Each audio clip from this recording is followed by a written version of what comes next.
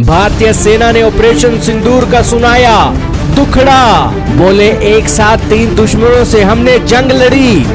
चीन और तुर्की ने पाकिस्तान का सीना ठोक कर साथ दिया।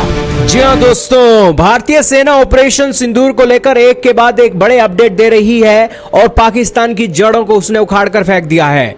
हाल ही में भारतीय सेना के सीनियर अफसर लेफ्टिनेंट जनरल राहुल सिंह आए हैं और उन्होंने कहा है कि ऑपरेशन सिंदूर के दौरान भारत एक तरह से 3 दुश्मनों से लड़ रहा था।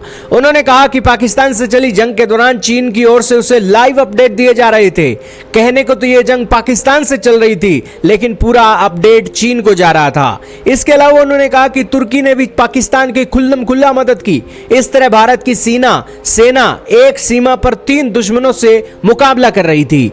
उप सेना प्रमुख राहुल सिंह ने फिक्की से आयोजित कार्यक्रम में कहा कि चीनियों की तरफ से जंग के दौरान पाकिस्तान को लाइव अपडेट दिए जाना यह अपने आप में बड़ी हैरानी की बात है। इस तरीके से चीन पूरी मदद पाकिस्तान को कर रहा था और उसने कोई कसर नहीं छोड़ी। नई दौर की मिलिट्री तकनीक विषय पर आयोजित कार्यक्रम को संबोधित करते हुए लेफ्टिनेंट जनरल ने कहा कि हमारे पास सीमा एक थी लेकिन दुश्मन 2 थे।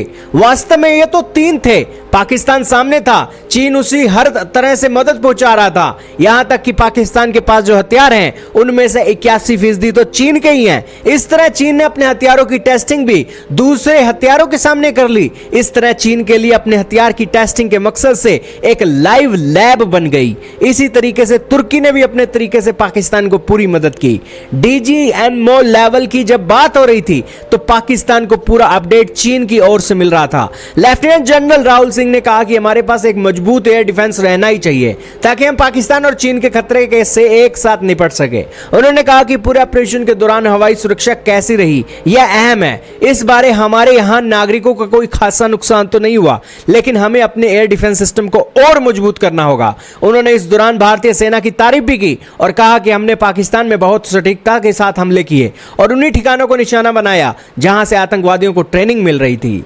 खैर दोस्तों, भारतीय सेना भी इजराइल के हथियारों का इस्तेमाल कर रही थी। भारतीय सेना भी रशिया के बने हुए वेपनों का इस्तेमाल कर रही थी। भारतीय सेना भी अमेरिका के बने हुए वेपनों का इस्तेमाल कर रही थी। तो यहां पर दोस्तों ऐसा मतलब नहीं है कि यहां पर एक इस तरीके से कहा जाए पाकिस्तान को, लेकिन जंग के मैदान के अंदर दोस्तों दोस्तों का सहयोग भी मिलता ही है। यह तो आम बात ही है। खैर, भारत के भी दोस्तों की कमी नहीं थी और भारत ने तो छठी का दूध याद दिलाया था पाकिस्तान को ऑपरेशन सिंदूर के अंदर।